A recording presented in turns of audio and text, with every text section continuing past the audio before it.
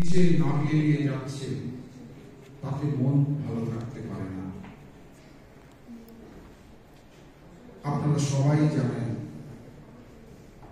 আমরা সমস্যারে চিৎকার করে গাল করেছি, আমরা প্রতিবাদ জানিয়েছি, আমরা প্রকৃত অর্থে ঠিক ঠিক বিচার চাই।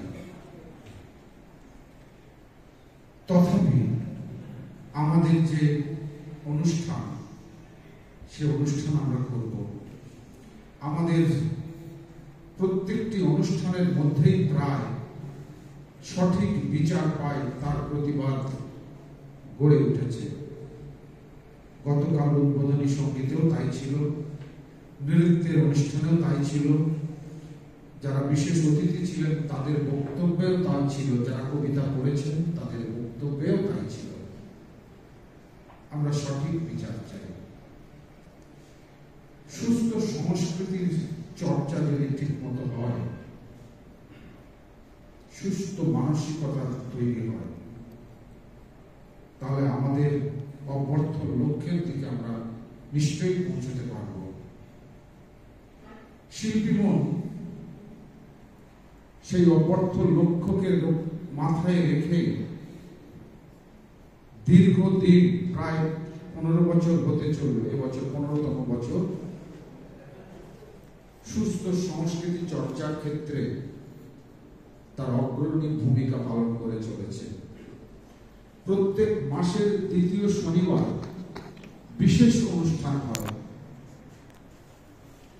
গানের ক্ষেত্রে যখন অনুষ্ঠান হয়, একদম নির্দিষ্ট গান, আপনারা যারা এখানে এসেছেন, গান করেছেন, শিল্পীমন বাড়িতে গেছেন, তারা দেখবেন যেদিন ধরুন মঙ্গল কাব্যের গান, তো সেদিন শুধু মঙ্গল কাব্যেরই গান হয়েছে, মঙ্গল কাব্যের কথা হয়েছে। যেদিন প্রতিবাদী গান, তো সেদিন শুধু প্রতিবাদী গানই হয়েছে। যেদিন রবীন্দ্রনাথের গান, তো সেদিন শুধু রবীন্দ্রনাথের গানই হয়েছে। যেদিন কীর্তন, তো সেদিন শুধু কীর্তনই হয়েছে। যেদিন ক্লাসিক্যাল গান, তো সেদিন শুধু ক্লাসিক্যাল গানই হয়েছে। যেদিন প্রাদেশিক লোকসঙ্গীত, তো সেদিন শুধু প্রাদেশিক লোকসঙ্গীত হয়েছে। আবৃত্তির ক্ষেত্রেও তাই। আমরা দশক ধরে আবৃত্তির অনুষ্ঠান করি। আমাদের শেষ অনুষ্ঠান ছিল 80, 90 এবং 00 দশকের কবিদের কবিতা পাঠের অনুষ্ঠান, আবৃত্তির অনুষ্ঠান। যেদিন কবি সম্মেলন হয়, তো সেদিন শুধু কবি সম্মেলনই হয়, সেদিন অন্য কোনো অনুষ্ঠান আমরা রাখি না। এইভাবে দীর্ঘ 15 বছর প্রত্যেক মাসের দ্বিতীয় শনিবার আমরা অনুষ্ঠান করে থাকি। আজকে যারা আপনারা এখানে উপস্থিত হয়েছেন, তাদেরকে এবং মঞ্চে যারা গুণীজন বসে আছেন, তাদেরকে আপনারা না থাকলে এই অনুষ্ঠান কখনোই সম্ভব হতো না। সর্বোপরি আমার যারা সঙ্গে রয়েছেন এই উৎসব কমিটিতে, অর্পিতা বা সপ্তর্ষি বা রঞ্জনা বা আরো যারা যারা রয়েছেন, তাদের অক্লান্ত পরিশ্রম না থাকলে আজকে বোধহয় এই অনুষ্ঠানটি 5 দিনের করা সম্ভব হতো না। পিকন তো আমাদের সঙ্গে একদম ঘরের মতোই। পিকন যিনি তবলা বাজাচ্ছিলেন, উনি কিন্তু সাউন্ড ইঞ্জিনিয়ার।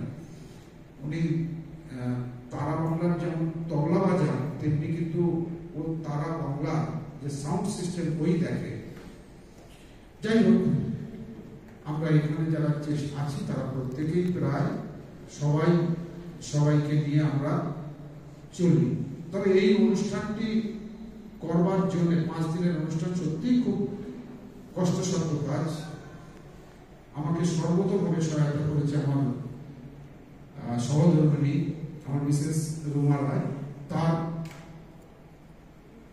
পিছন থেকে যদি এতটা সাপোর্ট না থাকতো, 5 দিনের অনুষ্ঠান করা বোধহয় সম্ভব হতো না।